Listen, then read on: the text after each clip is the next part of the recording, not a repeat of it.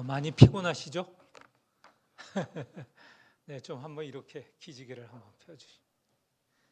안 그러면 좋으실 것 같아요. 네.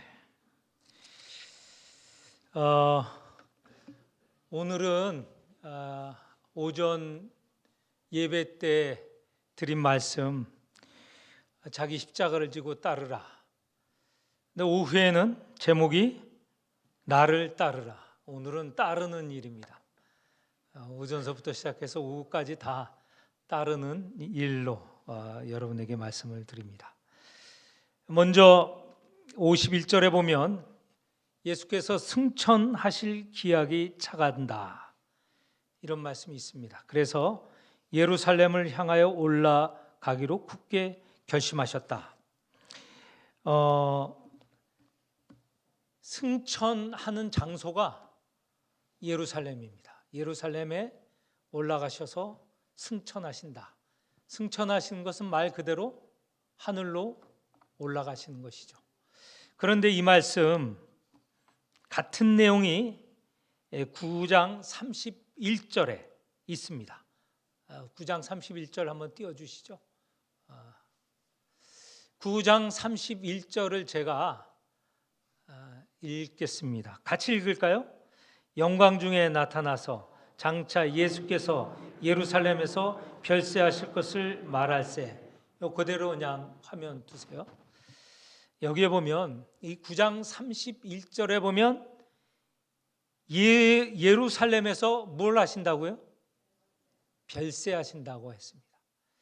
방금 읽은 51절에 보면 예루살렘에서 승천하신다고 하고, 앞에 9장 31절에는 예루살렘에서 별세하신다고 했습니다. 이 승천과 별세는 이제 같은 뜻이라는 것을 알 수 있습니다. 9장 31절 말씀은 뭐냐면 예수님께서 변화산에 올라가셔서 변화되시고 한 장면, 그 말씀이 있죠. 그때 이런 말씀이 하늘에서 나옵니다. 31절 보면 영광 중에 나타나서 장차 예수께서 예루살렘에서 별세. 근데 이 별세는 그 밑에 제가 써왔죠. 별세 그러면 옆에 영어가 있고 뭐죠? 출애굽. 이 별세, 9장 31절의 별세는 헬라어를 보면 엑소도스라고 합니다. 엑소도스. 엑소도스라는 말은 영어로 화해해서 엑소도스 그러면 출애굽기를 말합니다. 출애굽기를 영어로 엑소도스라고 합니다. 그러니까 원래는 9장 31절에 이렇게 읽을 수 있어요. 영광 중에 나타나서 장차 예수께서 예루살렘에서 출애굽하실 것을 말씀하실 때. 근데 출애굽이라는 말이 좀 안 어울리잖아요. 그래서 다른 뜻으로 떠난다는 뜻도 있습니다. 떠난다는 뜻. 그것도 이 생에서, 지금 사는 세상에서 떠난다는 뜻도 있습니다. 그런데 원래의 뜻은 엑소도스, 출애굽한다는 뜻이에요. 예수님께서 예루살렘에 올라가시는 목적은 예루살렘에서 출애굽한다는 겁니다. 출애굽한다는 게 뭘 말하죠? 애굽에서 종되었던 이스라엘이 애굽을 떠나는 것은 그 종되었던 삶에서 떠나는 것을 말하잖아요. 예수님께서 예루살렘에 올라가는 목적은 뭐냐? 바로 이 땅에서 온 인류가 죄인으로 살아가는데 이 죄인으로 살아가는 것에서 떠나는, 죄에서 탈출하는, 떠나는, 그리고 죽음에서 떠나는 그런 일을 예루살렘에서 하신다는 거예요. 오늘 51절 이제 됐습니다. 51절에 승천하실 때가 되어서 예루살렘에 올라가시는 것은 예루살렘에서 바로 이런 출애굽을 하신다는 겁니다. 그러니 예루살렘으로 올라가시는 것은 그냥 비극적인 일로 끝나는 게 아니라는 거예요. 거기서 죽으신다는 것은 비극적이고 슬픈 일이지만 거기서 머무르지 않고 그 엑소더스 떠난다는 것은 새로운 곳으로 가게 된다는 것을 말하죠. 하늘로 가게 되고 다시 말해서 하나님 나라로 진입하게 되는 그런 사건이라는 것입니다. 그러니까 예루살렘으로 올라가셔야죠. 그렇지 않으면 엑소더스, 출애굽이 없습니다. 해방이 없습니다. 예수님께서 예루살렘 올라가셔서 거기서 십자가 고난을 받고 죽으시고 부활하셔야 새로운 나라, 하나님 나라가 열려지고 그리고 우리가 기대하는 그 하나님 나라를 통하여서 구원받고 영생을 얻을 수 있다라는 의미가 있습니다. 그러니 51절 그리고 9장 31절도 다 긍정적인 면에서 같이 읽을 수 있는 것입니다. 이렇게 예루살렘으로 올라가실 것을 굳게 결심하시고 예루살렘으로 가시는데 어떻게 가시느냐? 사마리아인의 마을을 지나서 가시는 것입니다. 근데 사마리아인들은 예수님을 환영을 하지 않습니다. 55절에 보면 예수님께서 이 사마리아 마을을 통하여서 예루살렘으로 가시는 것을 받아들이지 않았습니다. 당시 시대에 지리적으로 묘한 모습이 있는데 갈릴리가 있고 그리고 그 밑으로 사마리아가 있고 사마리아 밑으로 유다가 있고 유다 한가운데 예루살렘이 있죠. 그러면 생각해 보세요. 갈릴리에서 유다 예루살렘으로 가려면 사마리아 지역을 지나면 가깝습니다.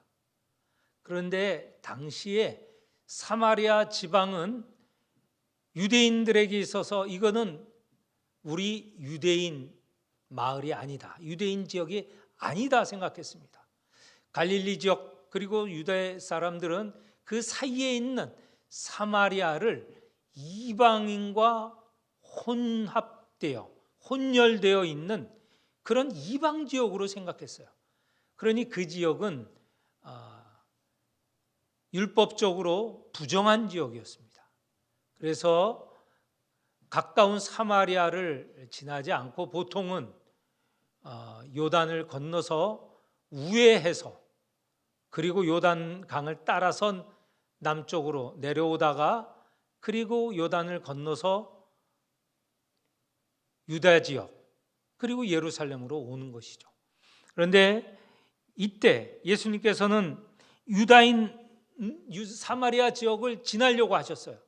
그런데 이 사마리아 사람들이 예수님의 일행을 반갑게 맞이하지 않고 오히려 부정적으로 거부한 겁니다. 더욱이나 예수님께서 이 사마리아를 지나서 53절에 보면 예루살렘으로 가시려고 했던 것이에요. 예루살렘으로 가신다는 것은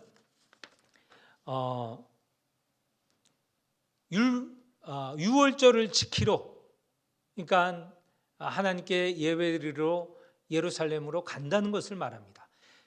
이 예수의 일행이 예루살렘에서 하나님께 예배드리러 간다는 것을 알고 사마리아 사람은 더더욱이나 거부했어요. 그러니까 유다 사람과 사마리아 사람은 서로 같은 민족이라고 생각을, 이 사마리아 사람은 특별히 생각을 했고 유다 사람도 마찬가지입니다.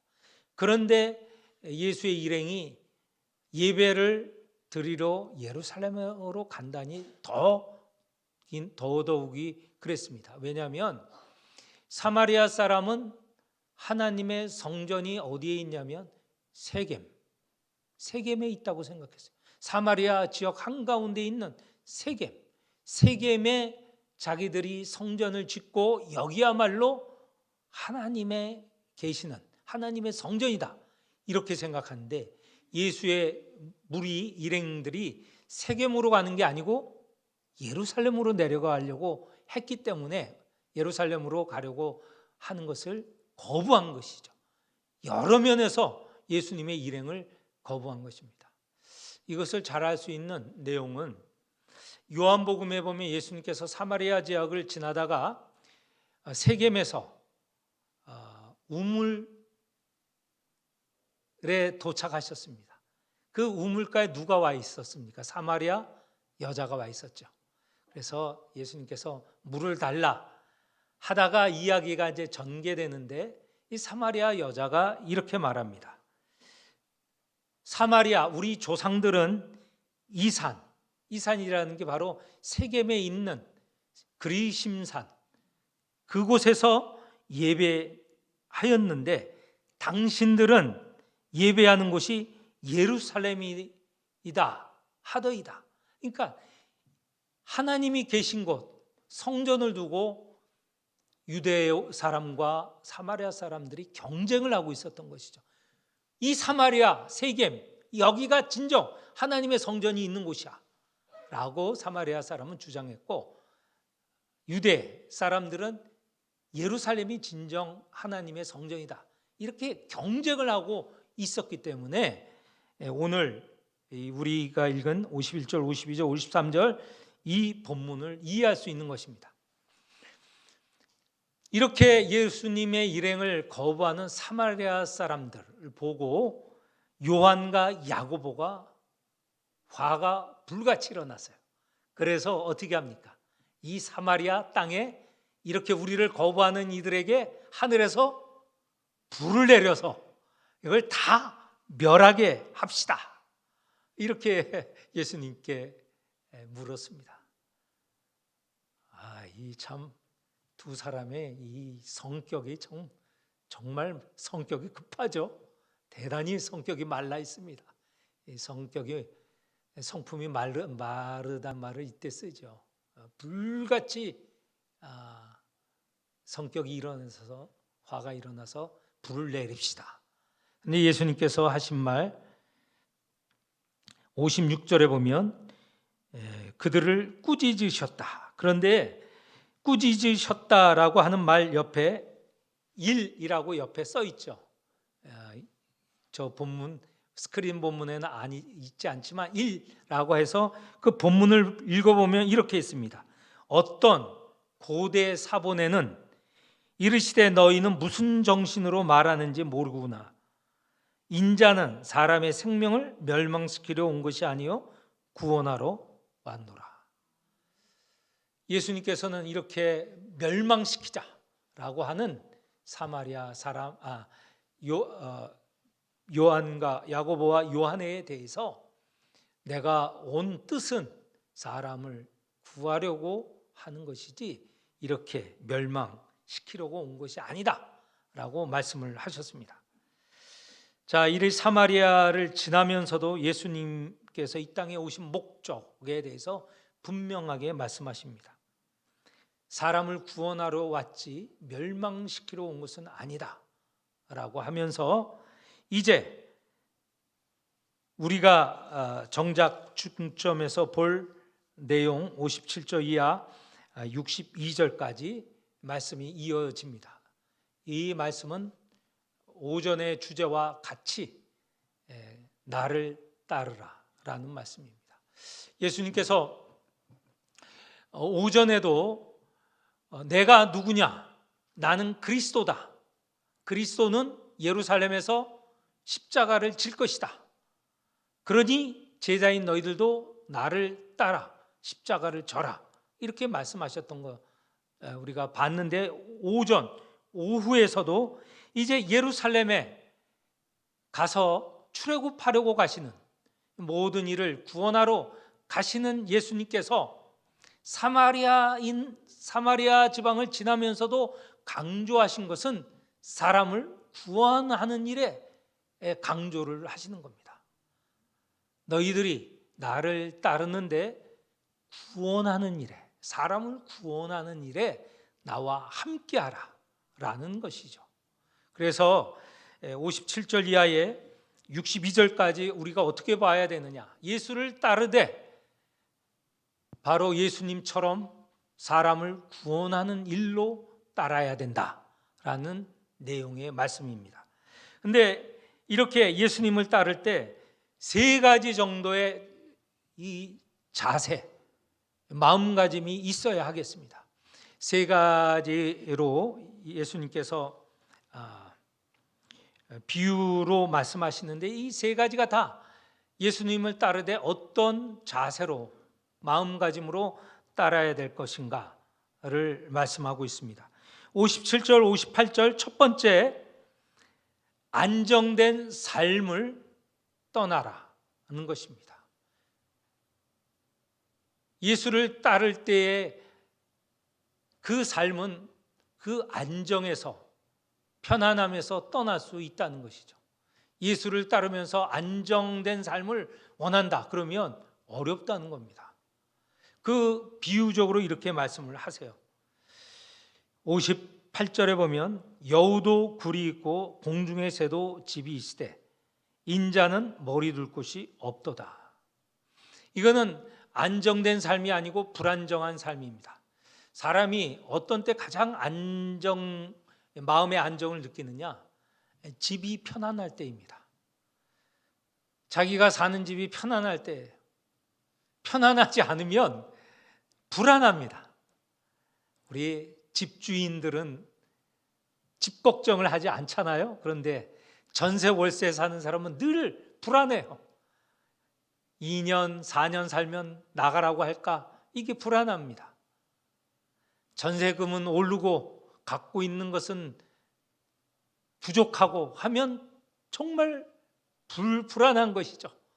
그래서 집을 떠나서 더 작은 집, 불편한 집으로 가려고 할 때 마음이 불안한 겁니다. 저희 어머니가 이제 요양원에 계시는데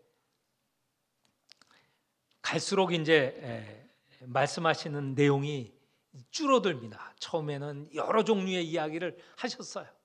그런데 갈수록 그 종류가 줄어들어서 요즘은 이제 가시면 야, 저보고 하는 얘기입니다. 네가 참 나를 편안하게 했어. 어렸을 때 태어날 때부터 너는 울지도 않고 걱정도 안 시켰어. 큰애는 저희 형을 말하는 거죠. 걔는 눈만 뜨면 울고 해서 얼마나 피곤했는지 잠도 못 잤어. 근데 너는 밤에도 잠을 잘 자고 낮에도 보면 그냥 생글생글 웃고 그러고 나를 편안하게 했어. 이게 마지막 지금 갈 때마다 반복하는 말씀이에요. 그런데 이게 갈수록 줄어들어요. 처음에는 어떤 얘기를 하셨느냐? 당신이 지내온 여러 가지 삶 가운데 가장 마음에 이게 맺혔던 것이 뭐냐면 결혼하고 서울에 왔는데 서울에 갈 때의 얘기입니다. 네 할아버지는 서울은 눈 뜨고도 코 베어 간다고 아무것도 주지 않고 숟가락, 젓가락 2벌만 줬다고 돈도 안 지어주고 서울에 가서 어떻게 살라고 그렇게 올려 보냈냐고. 그러면서 아버지 어머니가 서울에 오셨는데 갈 데가 없는 거예요. 그래서 아버지 사촌이, 친사촌도 아니고요, 고종사촌인데 사촌이 살던 집, 그것도 집이라고 할 수 없는 집과 집 사이에 공간 있잖아요. 그걸 임시로 막은 그런 처소에 거기서 살게 했다고. 그러니까 다른 집이 월세 낸 걸 그걸 또 임시로 살게 되는 거예요. 그런데 마치 내 형을 이제 임신해 있는데, 아니 애도 낳아야 되는데 그 공간이 얼마나 부족하고, 그리고 또 마침 그 집 주인이 무당집이래요. 무당집. 근데 무당집은 임신한 여자가 들여서는 안 되는 모양이에요. 빨리 나가라고.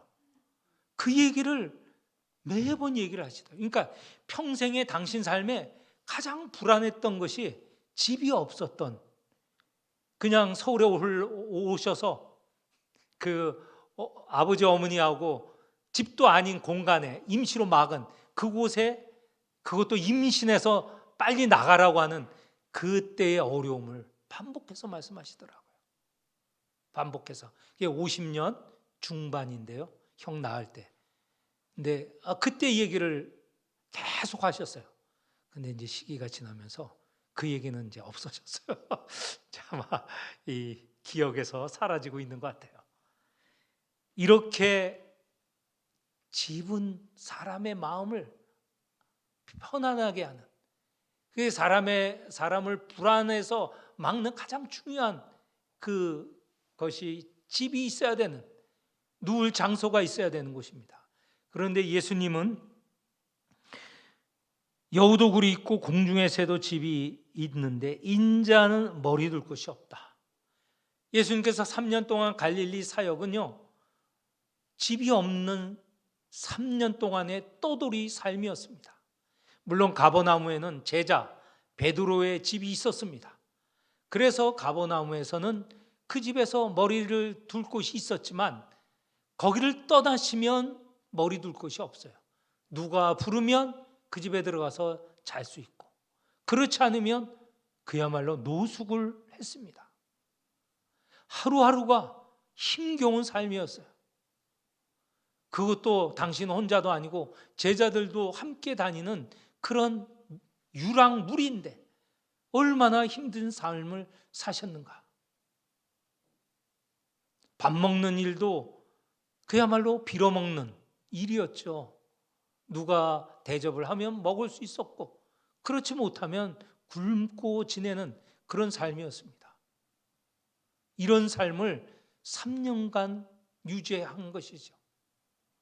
나를 따르는 일은 이렇게 불안한 삶이 될 수도 있다라는 것입니다. 그렇지만 주님을 따르는 삶은 구원에 이르는 길이고 하나님 나라에서의 삶이라는 것을 우리는 기억하여야 되겠습니다. 두 번째는 59절 60절의 말씀입니다. 여기에 말씀은 이겁니다. 나를 따르는데 한 사람이 이렇게 요구합니다. 내 아버지를 먼저 장사하게 해달라. 그러니까 아마 이 사람, 예수님을 따르고자 했던 이 사람에게 있어 상이 났습니다. 그것도 아버지가 돌아가셨습니다. 이 상이 나서 먼저 가서 장사를 지내달라. 그러고 와서 예수님을 따르겠다고 하시는데, 예수님께서 하시는 말씀은 정말 매정한 말씀입니다.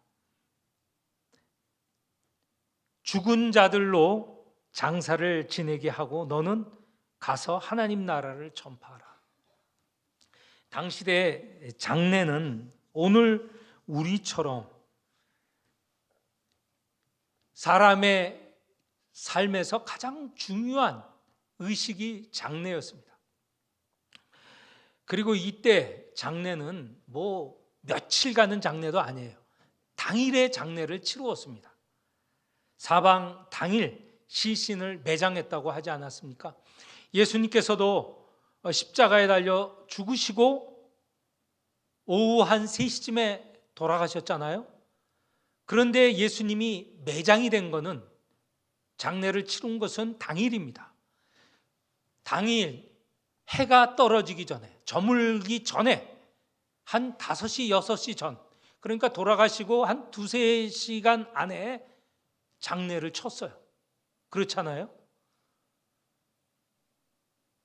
왜냐하면 저녁이 되면 이게 안식일이 시작이 되기 때문에 그 전에 장례를 치러야 돼. 안 그러면 이 시신을 벌판에 두어야 되거든요. 그래서 예수님을 급하게 그 십자가상에서 내려서, 그리고 매장을 했던 것이죠. 이 당일에 매장이 있습니다. 그러니 이 제자가 예수님을 따르겠다, 먼저 그렇지만 장례를 치르게 해달라라는 것은 뭐 며칠도 아니고 몇 달도 아니고 며칠도 아니고 하루예요. 하루. 그런데 예수님께서 그냥 바로 그 장례로 가지 말고 나를 따르라 라고 말씀하시는 것입니다. 유대인들의 장례, 이 장례라는 것은 가족들에게 있어서는 돌아가신 분 시신을 만져야 되는 상황이거든요. 시신을 만진다는 것은 부정하게 되는 일입니다. 굉장히 시신을 다루는 게 조심스러운 일이거든요. 그런데 다른 시신은 그렇지만 자신의 가족들의 장례는 좀 달랐습니다. 장례를 치르기 위해서는 모든 것이 다 면제가 됐습니다. 예를 들면 쉐마를 외우는, 매일 쉐마를 외우죠. 신명기 6장에 나오는 말씀, 하나님은 유일하신 하나님이고, 이런 부분을 외우는 일, 기도와 이런 것들을 하지 않아도 된다. 이 장례가 그만큼 중요하죠. 심지어는 나중에 율법에 명시된 모든 명령을 지키지 않아도 된다. 그러니까 장례가 말하자면 최우선이었습니다. 그리고 장례를 잘 모시는 것이 선행의 극치라는 것이죠. 효의 극치일 수도 있고요. 장례를 잘 모시는 겁니다. 그래서 제사장들은 절대로 시신을 만져서는 안 되는데 자기 가족, 예를 들면 부모, 동기, 자녀, 자식의 시신은 만질 수 있었습니다. 그런데 이렇게도 중요한 장례를 치르지 말고 나를 따르라는 것입니다. 예수님께서 이렇게도 매정한 분인가? 그 몇 시간, 하루 아니니까 몇 시간도 참지 못하시고 장례로 가지 말고 나를 따르라. 이런 매정한 분인가? 예수님께서 매정한 분이셔요? 이렇게 우리가 복음서를 읽어보면 그렇지 않지 않습니까? 이것은 강조가 되는 것입니다. 무엇을 강조하는가? 모든 일의 우선이 장례를 치르는 일이에요. 그런데 더 중요한 것은 하나님 나라를 전파하는 일이다 라는 것을 강조하기 위해서 이런 말씀을 하시는 겁니다. 제자들 장례 치르지 않고 예수님을 평생 따랐다, 3년 따랐다, 이것은 아니고요. 아마 장례 치른 자도 있었을 것입니다. 그러나 이 장례를 강조하면서 강조된 장례를 보면서 예수님께서는 나를 따르는 하나님의 나라를 전파하는 일이 그 무엇보다도 중요하다는 것을 강조하신 것입니다. 자, 첫 번째, 안정된 삶이 아니다. 두 번째, 하나님 나라를 전파하는 일, 그러니까 예수를 따르는 일은 하나님 나라를 전파하는 일인데 이것이 그 무엇보다도 중요하고 우선순위에 있다. 이제 세 번째입니다. 세 번째는 관심입니다. 관심을 누구에게 두어야 하느냐라는 것을, 무엇에 관심을 두어야 하는 것을 강조하신 말씀입니다. 세 번째 61절 62절입니다. 어떤 사람이 주님을 따르겠는데요, 먼저 내 가족과 작별하게 해 주십시오. 이 두 번째 내용과 거의 비슷한 내용입니다. 그런데 예수님께서 대답은 손에 62절입니다. 쟁기를 잡고 뒤를 돌아보는 자는 하나님 나라에 합당하지 않다라고 하는 것입니다. 쟁기로 농사를 짓는 것, 우리도 지금 알 수 있습니다. 시골에 가면 쟁기질을 하는 거, 이 소에게 이제 멍에를 두르고 쟁기와 이어서 이제 논밭을 갈지 않습니까? 그러면 소가 쭉 직진하도록 해야 되죠. 이 뒤에 쟁기를 끄는 사람이 이 소가 직진할 수 있도록 이렇게 안내를 하는 겁니다. 그런데 쟁기를 잡은 자가 뭐 좌우 살피고 그러면 이 소가 똑바로 안 가고 삐뚤빼뚤 이렇게 갑니다. 그러면 이 쟁기질이 또 일자로 되지 않고 뭐 꾸불꾸불 되는 것이죠. 예전에 예수님 당시에는 더 심했습니다. 그 쟁기질이 오늘처럼 뭐 땅이 기름져서 쟁기질이 잘 되는 게 아니고, 그때는 뭐 쟁기질이라는 게 우리 비유에서 나오잖아요. 씨를 뿌렸는데 어떤 거는 그냥 길바닥, 어떤 건 돌짝밭, 어떤 건 가시덤불, 막 온갖 것이 지금 밭에 있지 않습니까? 그런 밭을 쟁기질을 하는데 얼마나 정성 들여서 집중해서 쟁기질을 해야 일자로 가는데, 그 쟁기질을 하는 사람이 관심이 여기 갔다 저기 갔다 하면 이 쟁기질을 제대로 할 수 없는 것이죠. 가족들에게 인사를 한다라는 것은 관심이 이 가족들에게 가고 누구에게 가고 그렇게 되는 겁니다. 예수를 따르겠다고 하면 관심이 바로 주님을 따르는 일에 집중해야 되는 것이지, 다른 데에 가 있으면 제대로 따를 수 없다는 것이죠. 심지어 이 작별하는 것은요, 구약의 근거가 있습니다. 엘리사가 선생이신 엘리야를 따를 때 요청한 게 있죠. 먼저 가족에게 작별하고 따라가게 해 주십시오. 그랬더니 엘리야가 허락하지 않았습니까? 그런데 예수님께서는 그렇게 하지 말라는 거예요. 구약의 엘리사와처럼 엘리야에게 허락을 그 가족에게 허락을 받고 엘리야를 따르는 것, 구약보다도 더 급진적이고 근본적으로 예수님을 따를 때 예수님만, 선생이신 그리스도이신 예수에게만 관심을 두어라. 다른 일상적인 일, 이런 일에 신경을 써서 따르지 못하는 일이 없도록 하라고 말씀을 하시는 것이죠. 오늘 이 말씀을 통해서 예수께서는 예루살렘에서 구원하시는 일, 구약으로 말하면 엑소도스, 출애굽하는 일을 하러 예루살렘에 올라갔습니다. 출애굽의 일은 사람을 구원하고 생명을 살리는 일이에요. 예수님이 당신을 바쳐서 죽으심으로 세상을 구원하고 사람을 살리는 그런 귀한 일을 하러 올라가시는 거예요. 사마리아 마을에서 다시 밝히신 것이지만 제자들이 여기에 불을 내려 모든 사람 불사르릅시다 할 때도 내가 온 목적은 사람을 살리러 온 것이다 강조하신 것이죠. 이렇게 사람을 살리는 일에 나가시는 예수님, 그 예수를 좇을 우리의 자세는 세 가지입니다. 안정된 삶을 놓을 수 있어야 됩니다. 안정된 삶을 우리가 놓을 수도 있어야 된다는 것이죠. 그리고 두 번째는 먼저 예수를 따라야 됩니다. 하나님 나라를 전파해야 됩니다. 그리고 우리의 모든 관심은 바로 예수를 좇는, 예수를 따르는 일에 나서야 되지, 다른 관심을 두면 제대로 따라 나서지 못한다는 것을 기억하는 이 시간이 되길 바랍니다. 남성교회 회원 여러분, 예수를 따릅시다. 이런 마음과 자세를 가지고 따라야 하겠습니다.